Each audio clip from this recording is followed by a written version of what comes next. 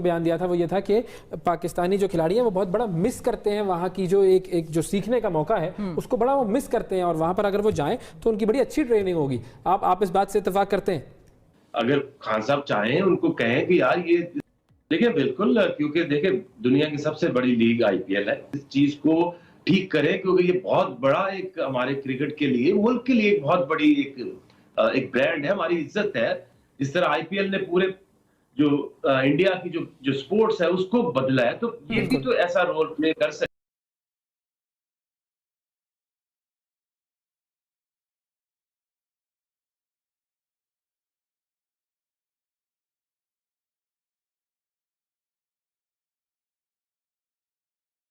क्योंकि देखिए दुनिया की सबसे बड़ी लीग आईपीएल है, और जो क्रिकेटर्स हैं वो पाकिस्तानी जो क्रिकेटर्स जब से ये आईपीएल में जाना उन्होंने रखना छोड़ दिया है, नहीं जा सकते, तो पाकिस्तानी जो क्रिकेटर उसमें बहुत ज्यादा एक महरूमी है, एक इनसिक्योरिटी है, क्योंकि वो वहां पे जितने पैसे प्लेयर्स को मिलते हैं 1.5 मिलियन 1. जहां जितनी हमारी टीम की फी है उतना एक इंडिविजुअल प्लेयर को पैसा वो देते हैं।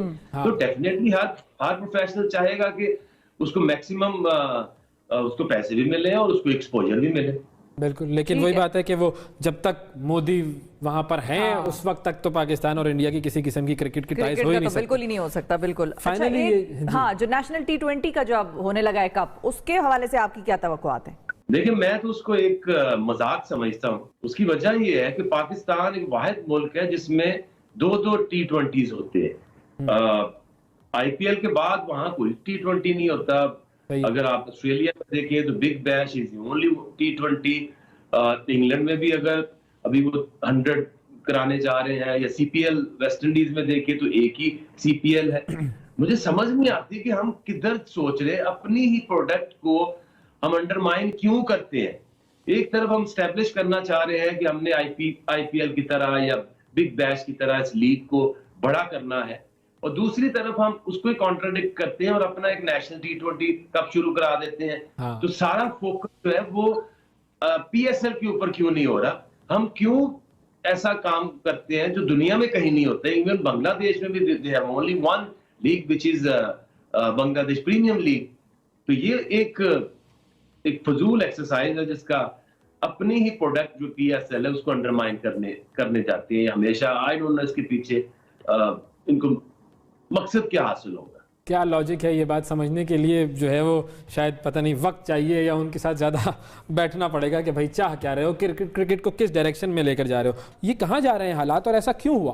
देखिए इसमें जो मेजर गलती है वो इस मॉडल को जब बनाया गया तो आईपीएल को देख के था कि होम एंड अवे मैचेस होंगे, और जाहिर है जो आपका अगर कराची हमारा बड़ा शहर है, उसकी आबादी ज्यादा है, वहाँ का स्टेडियम बड़ा है, लाहौर है आबादी, और जो आपका स्टेडियम है उसकी बेसिस के ऊपर ये सारी चीजें होती हैं, क्योंकि जब ये मॉडल असल में एग्जीक्यूट आज तक हुआ ही नहीं है।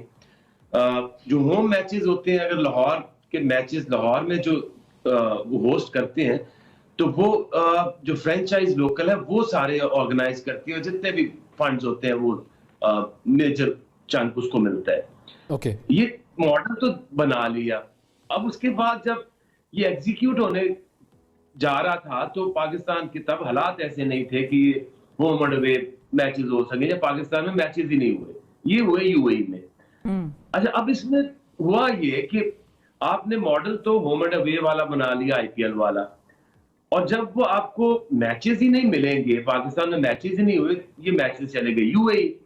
अब उसमें सबसे बड़ा सवाल जो है, डिमांड जो है वो ऐसी है कि जैसे जो कोयटा ग्लैडिएटर है उसकी फी है 1.1 मिलियन, कराची की है 2.6, लाहौर की है 2.5, इसी तरह पेशावर की 1.7 एंड जो इस्लामाबाद 1.4, और जो अभी मुल्तान है उसकी है 6.3 मिलियन। ओहो, ये सारे इन्वेस्ट करते हैं। एंड ऑफ द टूर्नामेंट क्या होता है कि जो भी उनको मिलता है चंक, जो कि डिस्ट्रीब्यूशन है, वो इक्वल होती है। तो हाउ इट्स पॉसिबल कि एक बंदे की 1.1 मिलियन की इन्वेस्टमेंट है, एक की 6.3 है, किसी की 2.6 है, 2.5 है। तो यही मॉडल को लेके पहले दिन से ये फ्रेंचाइज कह रहे हैं कि जो आपने वादे किए थे वो होम एंड अवे तो है नहीं, होम एंड अवे नहीं होता। जब तक होम एंड अवे आप नहीं करा सकते क्रिकेट, तो तब तक या तो उस लीग को बंद कर दें, रोक लें, या फिर परसेंटेज के हिसाब से उनको जो फंड्स की एलोकेशन होनी चाहिए, या फिर सबकी फी जो है वो बराबर होनी चाहिए। सही, बिल्कुल ठीक है। अच्छा, दूसरी चीज़ ये कि अब फ्यूचर तो आपको लग रहा है कि इसका पीएसएल का ज़रा ख़तरे में पड़ जाता है अगर ये मामला सेटल नहीं हुआ, लेकिन अब जो नवंबर में मैचेस कंडक्ट होने थे उनके हवाले से तो कोई ऐसा खदशा नहीं है कि वो भी शायद ना हो पाए? देखिए ना, अभी अब इन्होंने नवंबर में अनाउंस कर दिए मैचेस। अगर ये फ्रेंचाइजीज के साथ मिलके इनके मामला ठीक नहीं होते तो वो खेलेगा कौन, कौन सी टीम खेलेगी? हाँ, बिल्कुल सही। तो फिर तो मुतासिर हो रहे हैं ना। हाँ। इसका तो ये मतलब है कि मुतासिर हो सकते हैं। सही। क्या क्या गवर्नमेंट कोई रोल प्ले कर सकती है इसके अंदर? देखिए, ये सारा जो क्रिकेट बोर्ड है, इनका जो सारा कॉन्सेप्ट है, जो माइंडसेट है, वो चल तो प्राइम मिनिस्टर की मर्जी से रहा है। ये 6 टीम्स को फर्स्ट क्लास में रखना, डिपार्टमेंट खत्म कर देना, और ये अगर खान साहब चाहें, उनको कहें कि यार ये इस चीज को ठीक करें, क्योंकि ये बहुत बड़ा एक हमारे क्रिकेट के लिए, मुल्क के लिए बहुत बड़ी एक ब्रांड है, हमारी इज्जत है। जिस तरह आईपीएल ने पूरे जो इंडिया की जो स्पोर्ट्स है उसको बदला है, तो ये भी तो ऐसा रोल प्ले कर सकती है। तो ये बात तो बड़ी छोटी सी है, इसको ईगो का मसला मत बनाएं, इस लीग को बचाएं, और इसकी जो भी चीजें हैं ऐसे वक्त में जब ठीक करना चाहिए।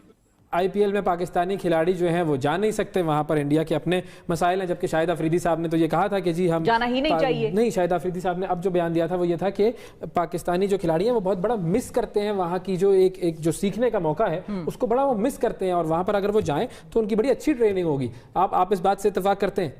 पाकिस्तान सुपर लीग के टीम मालिकान और क्रिकेट बोर्ड के दरमियान 2018 से शुरू होने वाली तल्खियां अब मजीद बढ़ने लगी हैं। एक जानिब जहां पर फ्रेंचाइज मालिकान ने माली मामलात पर अदालत का रुख कर लिया है, तो वहीं मालिकान की जानिब से मुश्तरका एलामिया भी जारी किया गया है।